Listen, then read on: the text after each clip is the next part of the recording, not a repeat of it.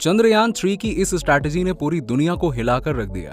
दोस्तों, अब तक तो आपको चंद्रयान 3 के बारे में पता चल ही गया होगा कि कैसे इतने बड़े मिशन को लॉन्च करके भारत चांद की सतह पर पहुंचने के लिए पूरी तरीके से तैयार है। लेकिन अमेरिका ने केवल 4 दिनों में ही चांद की सतह पर कदम रख दिया था। वहीं रूस ने भी चांद पर पहुंचने में लगभग इतना ही समय लिया था।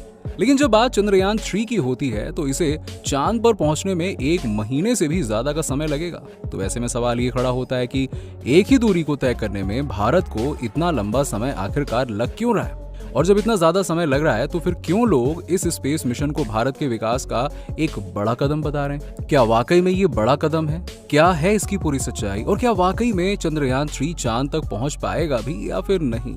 चलिए जानते हैं आज की इस वीडियो में। दोस्तों, 14 जुलाई 2023 यही वो तारीख है जब भारत के इसरो ने चंद्रयान 3 नाम के रॉकेट को चांद पर जाने के लिए छोड़ा।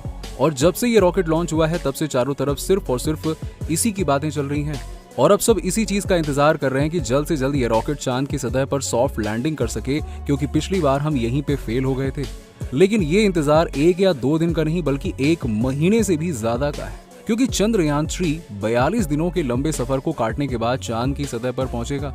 ऐसे में आधे से ज्यादा लोग तो इसी बात को सोचकर कंफ्यूज हैं कि सालों पहले सोवियत यूनियन और अमेरिका ने चांद पर अपने रॉकेट भेजे और मात्र 4 दिन के करीब में उन्होंने चांद पर लैंडिंग भी कर ली।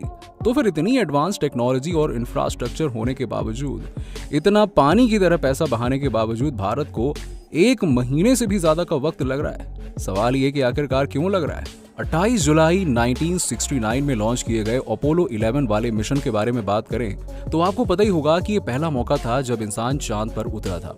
इस मिशन को चांद पर पहुंचने में 4 दिन 6 घंटे और 45 मिनट का वक्त लगा था। लेकिन चंद्रयान 3 को चांद पर पहुंचने में इतना अधिक समय क्यों लग रहा है, जबकि आज से 50 साल पहले तो टेक्नोलॉजी इतनी एडवांस भी नहीं थी? फिर भी वहीं रशिया और अमेरिका ने काफी कम समय में चांद की ये दूरी तय कर ली थी। असल में दोस्तों, चांद पर पहुंचने में कितना समय लगेगा ये पूरी तरह से रॉकेट की डिजाइन और उसमें मौजूद फ्यूल और उसकी स्पीड पर निर्भर करता है। सीधी बात है, इतना तो आप भी समझ सकते हैं। क्योंकि अगर ये सब कुछ सही रहे, सारी चीजें परफेक्ट हों, तो किसी भी रॉकेट के लिए चांद का सफर तय करना ना ही मुश्किल होगा ना ही लंबा। अंतरिक्ष में लंबी दूरी को कवर करने के लिए हाई स्पीड के साथ साथ जिस रास्ते पर यान सफर करता है उसकी आवश्यकता होती है।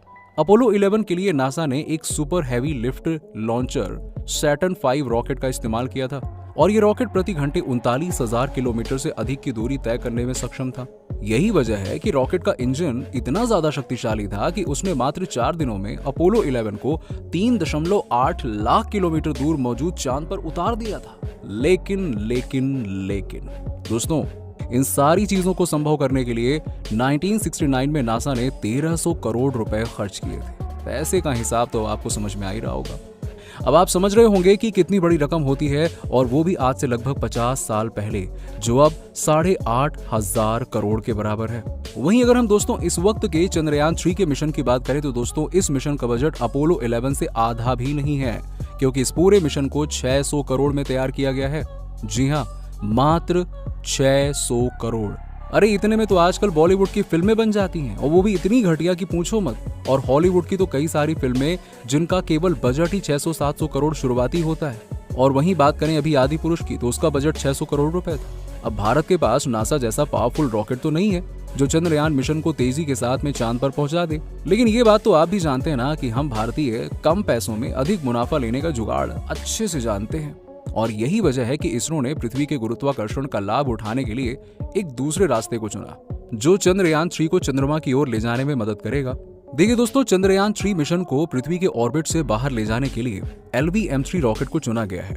ये रॉकेट 640 टन से अधिक का वजन उठा सकता है। वहीं इसकी पेलोड क्षमता है 4000 किलो से अधिक की, और इसकी लंबाई है 40.5 मीटर। अब दोस्तों ये वही रॉकेट है जो चंद्रयान 2 को चांद तक लेकर गया था। और सबसे जरूरी बात यह है कि इस पूरे चंद्रयान मिशन का जो बजट है ना, वो केवल 600 करोड़ है। अब इतने कम पैसे में भी भारत की स्पेस रिसर्च एजेंसी इतना बड़ा कारनामा कर रही है।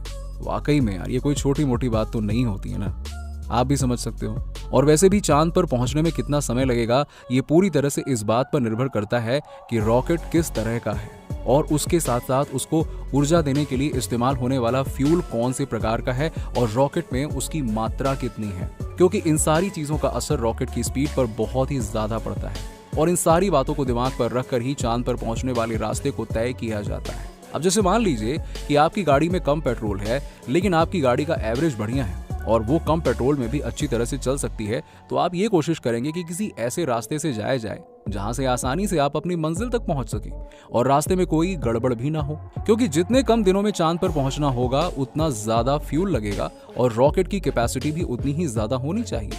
लेकिन भारत के चंद्रयान मिशन में जिस रॉकेट का इस्तेमाल हो रहा है वो अपोलो 11 में इस्तेमाल किए जाने वाले सैटर्न 5 रॉकेट से काफी कम पावरफुल है, लेकिन इसमें खर्चा भी बहुत कम आया हुआ है। सीधी सी बात है ना, आप एक कार लेते हैं, जितनी महंगी कार उतना दमदार इंजन, जितनी सस्ती कार उतना सस्ता इंजन, सीधी सी बात है। अब कई लोगों के दिमाग में ये सवाल आ रहा होगा कि इतने कम पावर वाले रॉकेट के साथ हमारा चंद्रयान चांद पर पहुंच पाएगा या फिर नहीं पहुंच पाएगा, या फिर पहुंचेगा तो कैसे पहुंचेगा।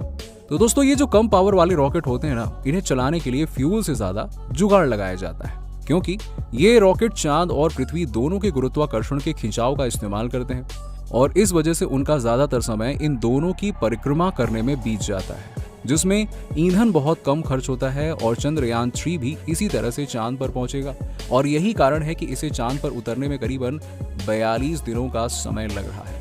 दोस्तों, इसरो के चीफ ने खुद ये बात कही है कि चांद तक जाने में तो सिर्फ 5 दिन का समय लगेगा, लेकिन बाकी समय सैटेलाइट या तो पृथ्वी या तो चांद की परिक्रमा करेगा, क्योंकि आगे बढ़ने के लिए उनके गुरुत्वाकर्षण बल का इस्तेमाल करना होगा और जब सही मौका आएगा तब चंद्रयान चांद पर लैंड करेगा।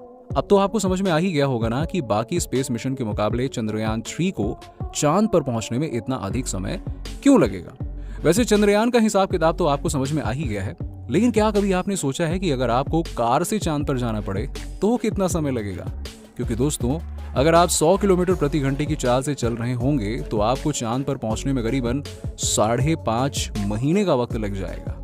खैर, इस तरह की चीजें सोचना भी बेवकूफी से कम नहीं है, क्योंकि आप अपनी कार में बैठकर चांद तो क्या अमेरिका पहुंच जाएं वही बड़ी बात है। चांद तो बहुत दूर की बात है, 3.8 लाख किलोमीटर। खैर, उसके लिए बकायदा रॉकेट की जरूरत होगी, पर चिंता मत करिए, हमारा भारत भी इस तरह के पावरफुल रॉकेट तैयार कर ही लेगा ताकि इसरो भी इंसान को चांद पर पहुंचा सके। और वो दिन यकीन मानिए ज्यादा दूर नहीं है जब हम भारतीय अपना झंडा लेकर चांद पर खड़े होंगे और वहां से हाथ हिलाएंगे इंडिया की तरफ देखते हुए कि हेलो दोस्तों, क्या हाल चाल है। बाय द वे, अब 14 जुलाई को चंद्रयान 3 दोपहर 2:35 पर श्रीहरिकोटा केंद्र से उड़ान भर चुका है और अगर सब कुछ योजना के अनुसार रहा तो 23 अगस्त या 24 अगस्त को ये चांद पर उतरेगा। चंद्रयान 3 चंद्रमा के उस हिस्से पर लैंड करेगा जिसे डार्क साइड ऑफ मून कहा जाता है। बाकी इस पर आपका क्या कहना है, कमेंट सेक्शन में कमेंट करना मत भूलिएगा और इसी तरह के रोमांचक वीडियोस को देखने के लिए हमारे चैनल को सब्सक्राइब जरूर कर लीजिएगा। चलिए मिलते हैं आपसे अगले वीडियो में।